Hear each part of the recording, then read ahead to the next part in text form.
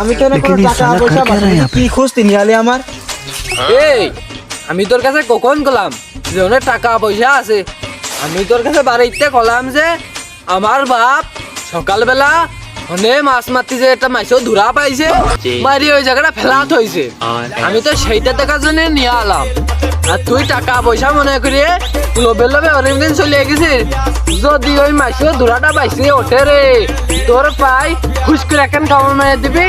আর তুই ফেলা মেলা ওইটা বাঁচবি নি বেরিয়ে আয়